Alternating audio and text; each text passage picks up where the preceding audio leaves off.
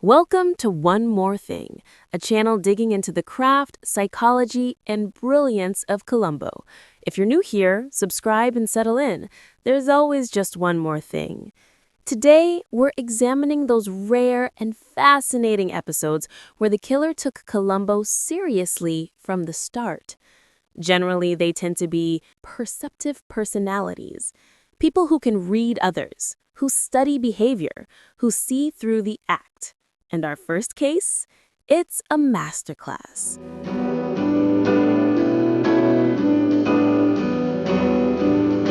The first is Dr. Bart Keppel, owner of Keppel Industries and one of my personal favorites, Double Exposure.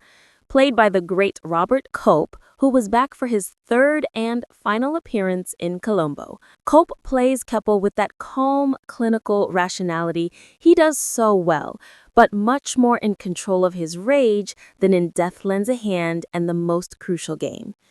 In this episode, Keppel is a behavioral psychologist and corporate consultant who believes people can be manipulated as easily as film frames. His client, Vic Norris, is tired of being stitched up. Keppel trapped him with photos of the married Norris and a hired temptress to keep him tied to the firm. And now, Norris wants out. Keppel's solution? Construct a perfectly engineered murder using subliminal cues, timed projections, and controlled stimuli. The setup is straightforward, and might I say, one of the most subtle, smartest, cleverest I've seen. Keppel feeds Norris a bunch of salty caviar, takes him to a documentary screening, slips in subliminal images in the film to make him thirsty, waits for him to leave the theater to grab water from the fountain, and boom. His alibi rests on the fact he was narrating the film screening the whole time, helped by a handy recording he made earlier. His alibi seems bulletproof. On top of that, he's framed poor Norris's wife by having her drive alone to a mysterious location to find evidence of her cheating husband. Me too. Anyway, I hired a private detective because I got suspicious and Now she has no verifiable alibi. Keppel is as calm and calculated as he's ever been, cooperating with Columbo by answering his millions of questions with polished, reasonable-sounding explanations. His movements are logical to the point of rehearsed, the kind of smooth choreography you'd expect from a man who studies behavior for a living. For example, you do the shopping in your family.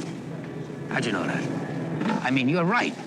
Keppel never raises his voice, never breaks composure. Instead, he hides behind professional charm and psychological jargon, trying to stay a few moves ahead by appearing transparent. But underneath that calm surface is a constant, strategic calculation. He's not helping Columbo, he's managing him. So when does Keppel realize Columbo isn't as foolish as he makes out to be? There's a hint from the very first interaction, that look he gives when Columbo calls for more questions. Then comes the key exchange. Keppel describes himself as A very well-organized man, and I don't panic. and Columbo acknowledges. You're a man of enormous self-control. Then that stare, followed by, One other thing. Now, we all know what that phrase means. It's Columbo's tell that he's onto something. But here's what's brilliant. The moment where Columbo knows is not too far off from the moment Keppel realizes that he knows. Two behaviorists reading each other in real time. Forgive me, but, in my business, we have to learn to read expressions. I got the feeling you were going to say something. Fast forward to the supermarket scene where, if it weren't for the entertaining interaction, Keppel's yellow coat would have taken center stage. After a load of questions and menacing looks, we get the line that sums up Columbo's entire jig. Sounds like you feel a little empty-headed at the moment. I don't think you're empty-headed at all. Then we get the handshake, which Keppel extends. To me, this says, I know you know, and you're smart for knowing. Good luck trying to find all the evidence. And it's game on. Now, here's something I noticed about the handshakes in this episode. It's only when Keppel feels he's one up, when he's in control, that he extends his hand first. It's a power move, a gesture of confidence. "I've got this handled, Lieutenant. Nice try." But watch what happens when the tables start turning, when Columbo's getting closer, when Keppel's feeling the pressure. Suddenly, it's Columbo who extends the handshake first. It's this beautiful, subtle visual language that tracks the power dynamic throughout the episode. Keppel shaking first says, "I'm winning." Columbo shaking first says, "Not anymore." I love it. Have you noticed this in other episodes? Let me know in the comments. What changes after the supermarket? Well, apart from the fact that Keppel has to kill the projectionist because he's worked out Keppel's a murderer, he's seriously unimpressed with Columbo copping up everywhere. But it's the game. The game has commenced, and this is Columbo's move. Columbo starts getting a bit cheeky with his language. Okay, shoot. I beg your pardon? Go ahead, I'm waiting. Can you help me? And Keppel, who's smart enough to notice language, can do is smile and laugh, knowing every innocent little word is a carefully timed warning shot. Your innuendos keep clumping through our conversations like hobnailed boots. There's so much tension in these scenes, I'm going to shut up and play them all. NBC, please don't give me a copyright strike. That must be very frustrating for you, Lieutenant. Doc, I just wanted to thank you for all your help. Anytime. Thank you very much. You've been very helpful. Not at all. You're an interesting man, Lieutenant. Very interesting. In the light of this new information, I was wondering whether or not you could find it in yourself to be more helpful at this point. Tensions heighten during the golf match, where we've gone full cat-and-mouse mode. Columbo mentions Tanya Burr's phone records, and Keppel claps back with a reasonable explanation. An affair. Columbo then outright accuses him of murder, which they both know, and Keppel mentions, lacks hard evidence. Even with the added information of the projectionist's murder, Keppel is not budging. Columbo somewhat admits defeat. For now. Nice shot, Doc. For a while there, I thought I was going to spoil your game. Not a chance, Lieutenant. It's not until Columbo implements subliminal images into the documentary they watch later, using Keppel's own methods, that he's finally caught. What makes this episode great is that Columbo, 1, didn't have all the information, and 2, used Keppel's own methods against him. To be honest, I think it's more impressive when he has all the info and catches the killer, rather than when Columbo sets things up to force a confession or catch someone in the act, like in this one. What do you think? Is it more satisfying when Columbo outsmarts them with pure deduction, or when he has to beat them at their own game? We also see how he breaks a few rules to get this one, breaking into offices and such. I'm not searching. I'm looking. Admittedly, we don't know for sure if these events are happening on consecutive days, but think about it. Understanding how subliminal messaging works, reading all those books by Keppel, thinking to use his own game against him in the way he did, and doing it all in such a tight turnover, that's all very smart.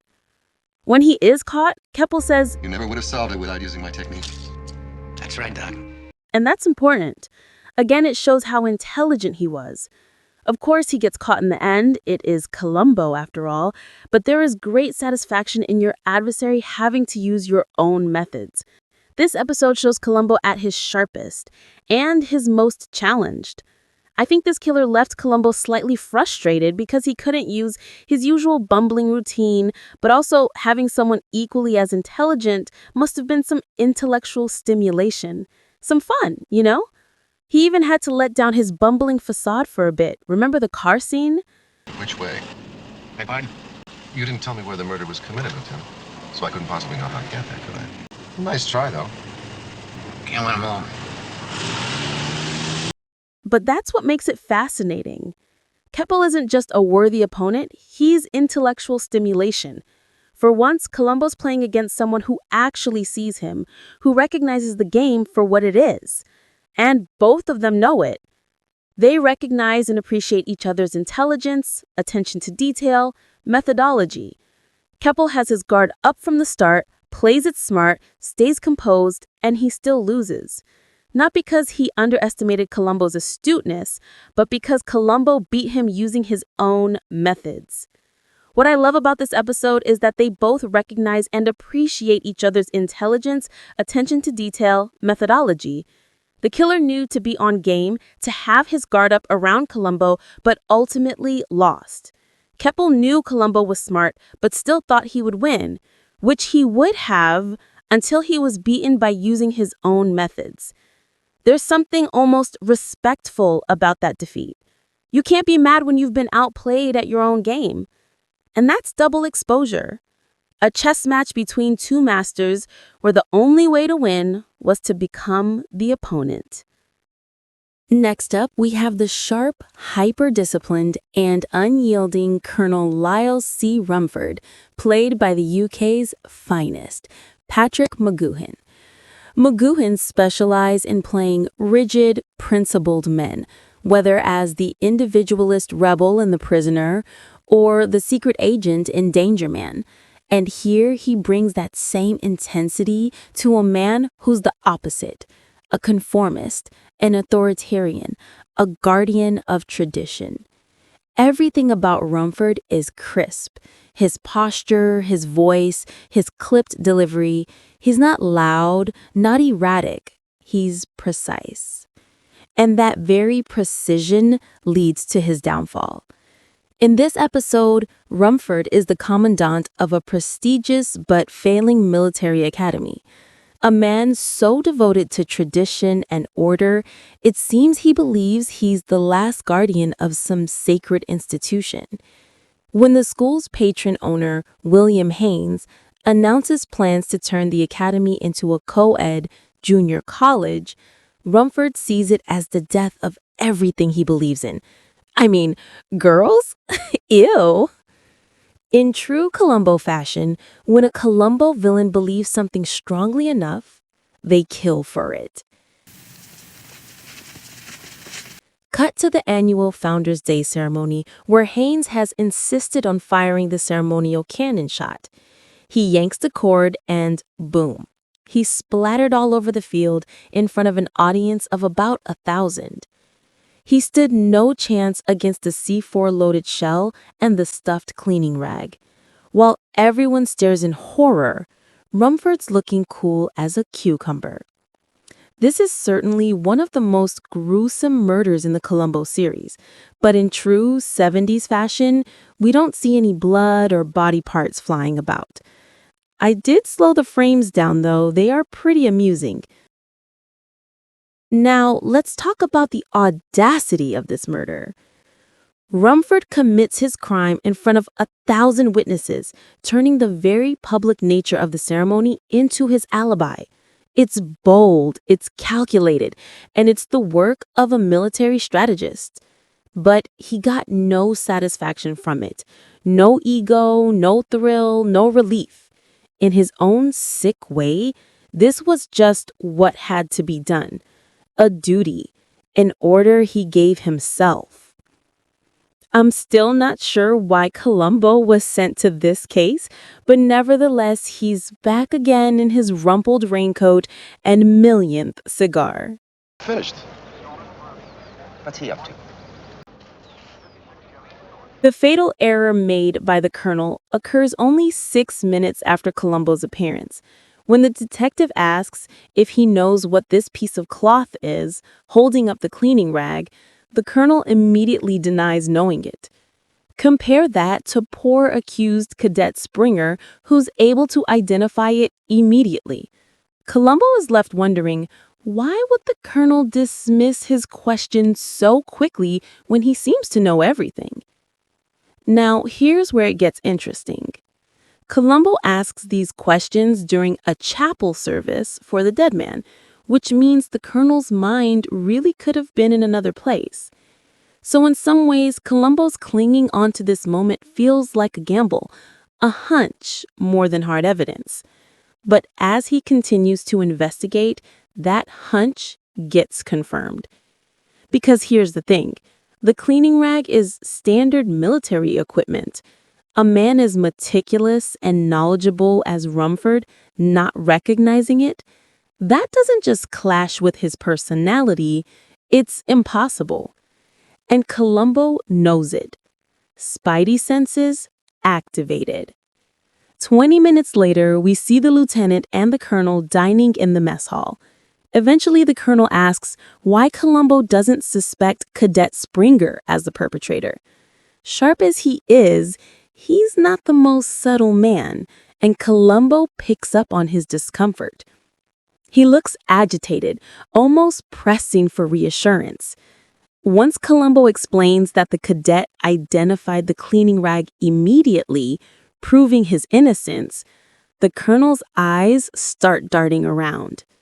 The silent comparison to his own hesitation in the chapel is the key. Cue the death stare. The colonel knows Columbo is on him, and he takes his frustration out on a poor cadet. So much for composure. What we're seeing here is a difference between military discipline and criminal cunning. Murder is not the colonel's remit. He can command troops, plan operations, maintain order, but covering up a murder, that's outside his training. And when the pressure's on, the cracks show. Rather than directly throw Columbo off the scent, apart from continuing to throw Springer under the bus, the colonel doesn't get irritated with Columbo, nor does he seem to underestimate him after the initial and pretty standard Columbo doesn't look like a cop mix-up. Hey, you. Mister, you better hand that over to the police. I'm gonna do that, sir. This is a restricted area. He realized Columbo was circling in pretty early, but he simply didn't begrudge a professional doing their job well. To Rumford, Cadet Springer was just a resource, expendable. What had to be done had to be done. Cold, perhaps, but consistent with his worldview. The exchange in the colonel's office is slightly heart-wrenching, where we unravel a little and learn about him. Rather than jealousy, anger, or pride, the world he knows is simply crumbling, and in his duty-centered mind, he has an obligation to do whatever he can to protect it. Protect the country as he sees it. It's the wars, you see, the wars. Going nations. When that stops, hang up the uniform. I'll hang up my uniform. It's really quite sad. We even feel sorry for him. A man of war who wants peace, but can't stop preparing for conflict. No wife, no family. This academy is all he has. He's being left behind by a world that's moving on without him. Offering Columbo a cigar too, what a lovely touch. Would you like to try one of quality for a change? Will you join me? This killer was aware. He knew Columbo was closing in, did a bit to throw him off the scent, but at the end of the day, he respected that Columbo was doing his job. The colonel has principles, even if they're terrible ones, and it's his commitment to principle that sinks him in the end. What makes Rumford unusual is that he's not our usual narcissist or driven by greed or ego. He's a fanatic. He killed not for personal gain, but for ideology. And in his mind, if he failed to get away with it, so be it. He did what he had to do. Don't you expect me to be contrite, Lieutenant? It had to be done, and I do it again tomorrow. There's a sympathy in how Columbo handles him. Not empathy, not agreement, but an acknowledgement that Rumford genuinely believed in something, however misguided. Two professionals on opposite sides of the law, each seemingly doing their duty. This episode has a more melancholier tone than Double Exposure. Where Keppel versus Columbo was intellectual combat, almost fun in its intensity, this feels sadder. The colonel going down for a cause that was already lost. The academy probably became a co-ed junior college anyway. He was a military man, and you never underestimate the enemy. Someone should have told that to General Hollister from season 1. His ego was sky high, but the colonel? He knew better than to underestimate his opponent. Before we continue, please don't forget to like, comment, and subscribe. Up next, we have the intelligent, well-measured, and rather beautiful TV executive Kay Freestone, played wonderfully by Trish Vanderveer. Season 7 gave us a string of brilliant performances, and Vanderveer's is right up there with the best of them. She's known for The Changeling, but I also watched her in a smaller film, Harry in Your Pocket, which I thoroughly enjoyed. I now put my wallet in my bag. Her performance as Kay is brilliant. She's well-measured, cool until the end, relatable, and ambitious. Unlike many of the killers, she's shown to come from very humble beginnings and isn't stinking rich. It's a shame that the writing and scene padding let her down a bit, but I'll get to that in another episode.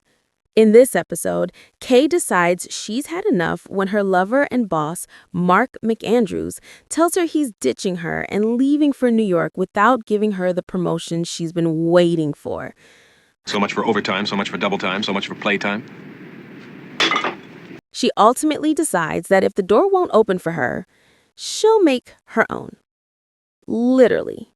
Her murder plan is one of the slickest in Columbo history. During the screening of her new film, Kay heads up to the projection booth and winds the projector's tape counter forward so it looks like the next reel needs changing in 2 minutes when it actually has 5. Kay then starts a tape of her own voice counting down 4 minutes. You have 3 minutes and 40 seconds.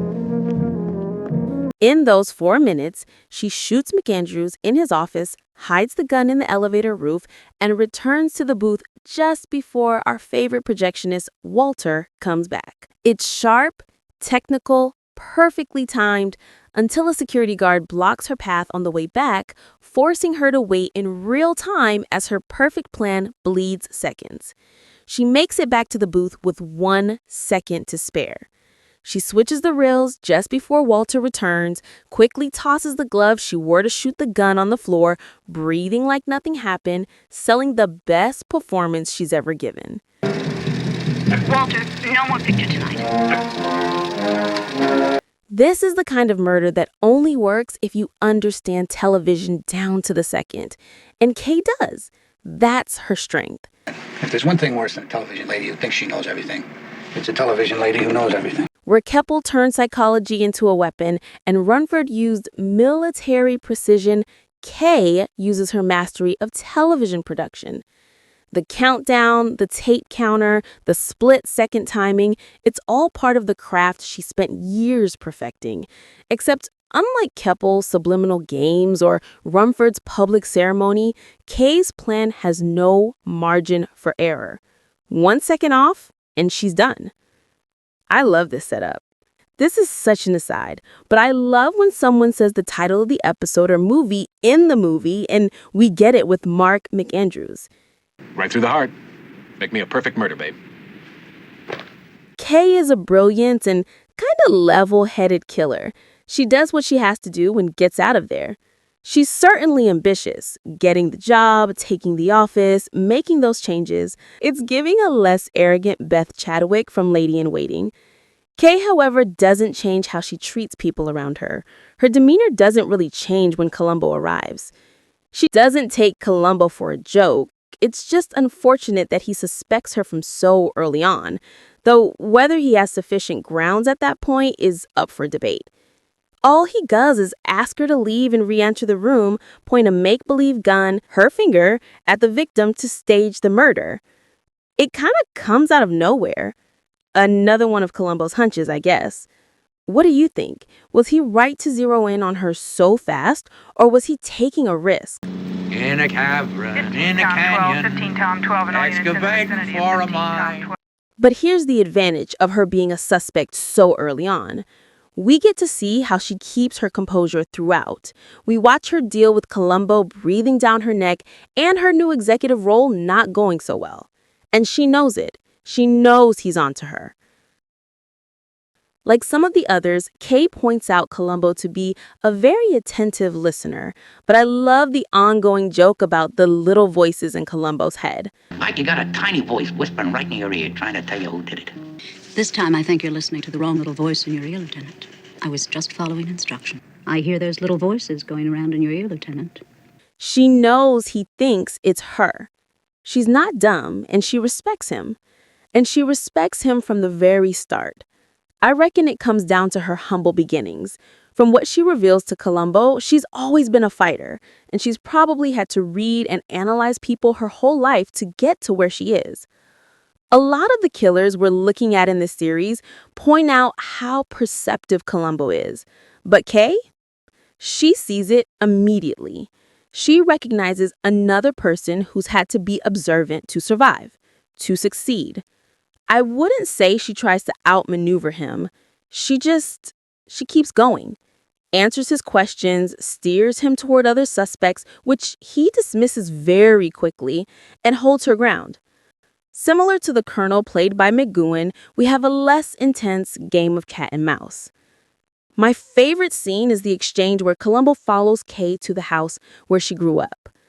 The lieutenant tries to crack her by asking about the numbers on the piece of paper found on Mark's desk, but she holds her ground. We all know he'll find out eventually, though. Of course, he still plays the bumbling fool, but nobody's really falling for it. Lord knows I'm not the brightest guy on the force. Though I don't like the longer running times of the later seasons, too many fillers because NBC demanded it since Columbo was such a hit, it does give us time to see more dimensions to the killer's personality. You accept things as they are. I try to change them. That's to your credit, ma'am. Of course, she unravels toward the end of the episode when she's being fired and her world is falling apart. But I give her flowers as one of the most likable and composed killers. She doesn't underestimate Columbo, but again, he still wins. She's a fighter. I like episodes with women as the lead, and I like episodes where we sympathize with the killer. This ticks both boxes. Normally, we get satisfaction from the killer being taken down, but for me, not so much here. Would I kill someone for dumping me? No. Would I move into his office 3 working days later? No. But I get it. And she's a fighter. It probably was hard to be a woman in that field. The system wasn't designed to let her in, and she clawed her way up anyway. Murder is never okay, obviously, but there's something relatable about her desperation, her ambition, her refusal to stay small. She doesn't really have the ego we see in most killers. Normally, you've got the pride, them looking down on Columbo. She doesn't have any of that. She's just trying to survive. This episode also reveals more about Columbo's childhood, that is, if it's true, which I like. Their backgrounds are similar. 2 people who had to fight for every inch, who learned early on to read the room to stay sharp. The difference? Columbo accepted the way things are. Kay didn't. When Columbo finally confronts her, she's just been fired. She's lost her job, her boyfriend, everything she fought for. And she's had enough. But even then, even in defeat, she says, I'll keep fighting. I'll fight. I'll survive. I might even win. It's not pride. It's not delusion. It's resilience. It's who she is, what she's always done. She knows she's lost, but she refuses to surrender her spirit. She's already thinking ahead, already planning her next move, accepting the loss, but not accepting defeat. There's a quiet determination in that line, a defiant resignation, a graceful defiance. Call it what you want, but it's Kay Freestone, through and through. And that wraps up our look at these 3 killers who took Columbo seriously from the start. What did you think? Are there other episodes where the killer saw through the act early on? Let me know in the comments below. We'll be doing a part 2 soon. Stay tuned for more deep dives. There's always just one more thing.